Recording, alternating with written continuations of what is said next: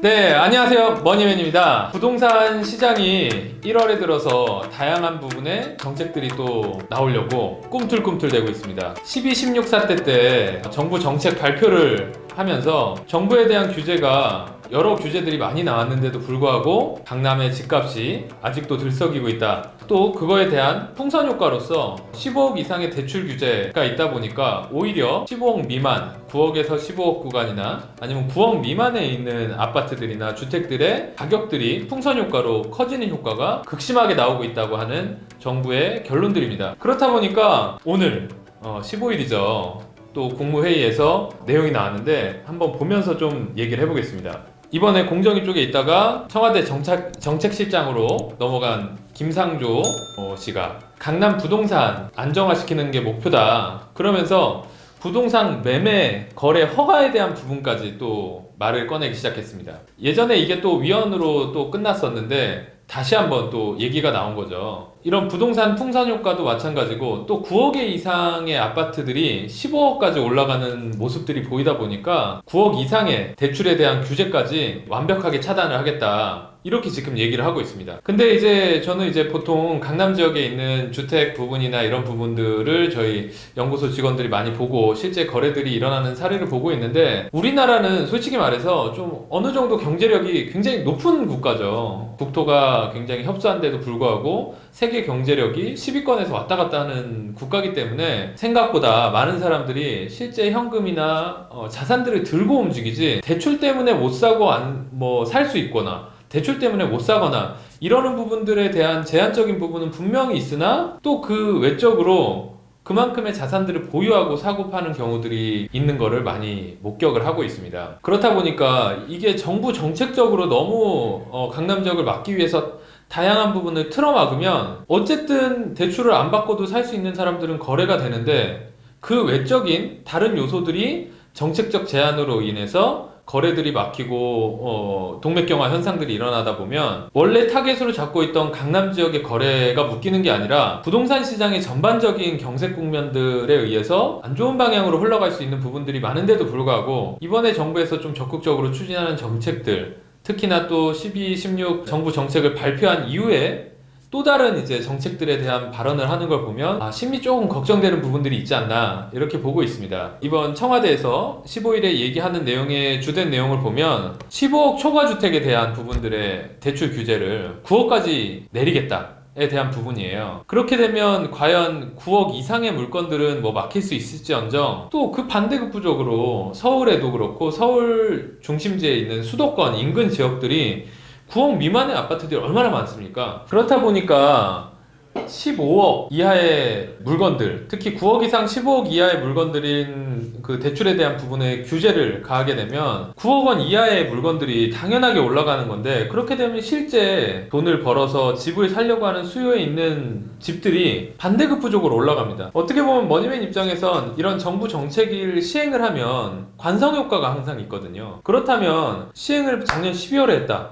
그럼 빨라도 3월이나 4월 조금 늦으면 다음 하반기 때 정부 정책에 대한 부분을 생각해도 되는데 너무 급하게 이런 부분들이 총선 때문인지 어떤 이유 때문인지 모르겠지만 너무 강압적으로 규제들이 너무 극심하게 들어간다. 이렇게 됐을 때는 원하는 타겟층의 물건들이 잡히는 게 아니라 그 외적인 물건들이 오히려 더 효과들이 역방향으로 나오지 않을까 하는 우려들이 있습니다. 며칠 전에 우리 데이터도 봤지만 데이터 분석센터도 가서 보니까 이런 흐름이 있어요. 어떤 정부 정책이나 안 좋은 사건들이 있게 되면 일정 부분의 관성 효과가 지속이 되기 때문에 특히나 정부 정책 같은 경우는 3개월에서 6개월간의 과도기적인 현상이 일어납니다. 기본적으로 매매를 하게 되면 바로 집을 사는 게 아니잖아요. 매매 계약을 하면 잔금까지 보통 2달에서 긴 경우는 3달, 4달까지도 잔금을 가기 때문에 이런 효과적인 걸 보려면 최소한 이 잔금 기간이 끝난 다음 기간들을 봐서 움직여야 이게 좀 더 효율적으로 갈 것 같은데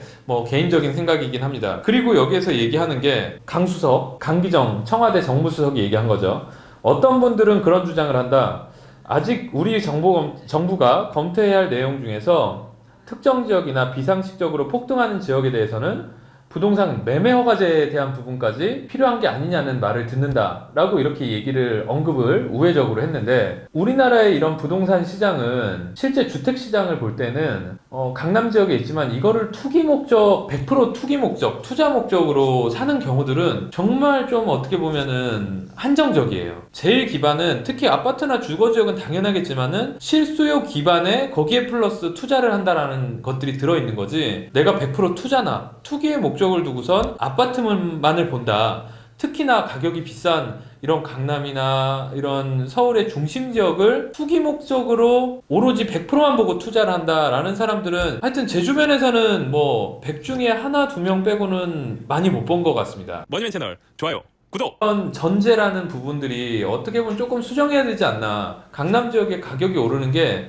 실수요가 아니라 투자 기반의 목적이다라는 거를 깔고서는 전제하에 모든 정책들이 지금 세워지고 있는데, 이런 정부 정책 기반이 실수요가 있고 우리나라의 경제력이 어느 정도 되기 때문에 이 정도의 주택의 소비 수준을 갖고 있는 사람들이 몇 프로가 있는지 그거부터 확인해서 전제 조건을 맞춰야 되는 게 아닌가 생각을 하고 있습니다. 정부 정책에서 9억 이상의 고가 아파트를 금액의 대출에 대한 규제를 통해서 이제 거래를 막겠다라고 하고 있는데, 일부 가격들이 올라가는 건, 너무 올라가는 거에 대한 부분들은 찬성을 합니다.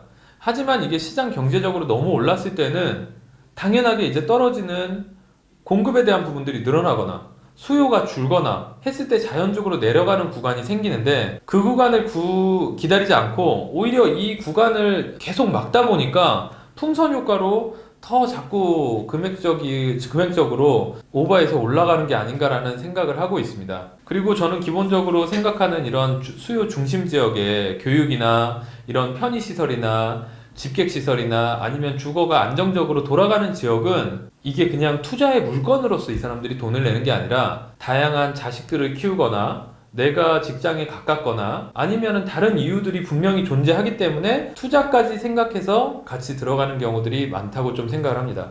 그 외적으로 시공사나 뭐 예를 들어서 뭐 건설사라든가 이런 부분들이 마케팅을 해서 분양을 빨리 채우기 위해서 분양가를 높이고 그 다음에 광고를 대대적으로 뿌리고 이런 거에는 제한들을 걸면은 효과들이 있을지 모르겠는데, 이런 실수요자들이 원하는 그런 생각들, 이런 부분들이 적극적으로 접목됐을 때 중요하다 보고 있습니다. 그래서 이번 15일날 회의에서 나왔던 대출 규제에 대해서 간단하게 이제 머니맨의 의견을 나타냈는데, 뭐 지금 15억 이상의 물건들로만 잡아도 어느 정도의 강남 지역은 다 잡히거든요. 지금 다 15억 이하의 물건들이 생각보다 많지 않아요. 강남 지역은 지금 뭐 정부가 얘기하는 강남 지역은 말이죠.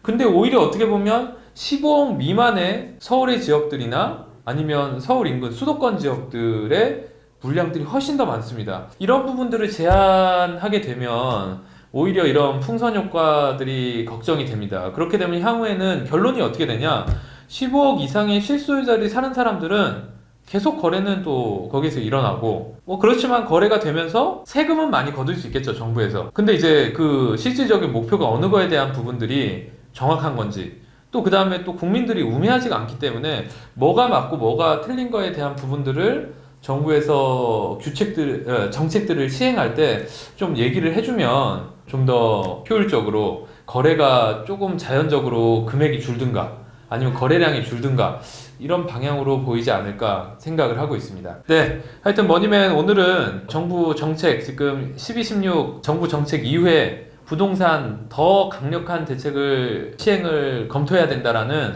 문재인 정권, 또 특히나 문재인 대통령이 얘기했던 발언한 내용들이 계속 나오고 있어서 좀 걱정도 되고, 한편으로는 좀 좋은 방향으로 이게 흘러가야 되는데 오히려 이게 부동산 효과들만 규제하려고 하는데 이런 경제 전체적인 효과들을 안 좋은 방향으로 끌고 가는 게 아닌가, 이런 부분에 걱정들이 있어서 한번 얘기를 드렸습니다.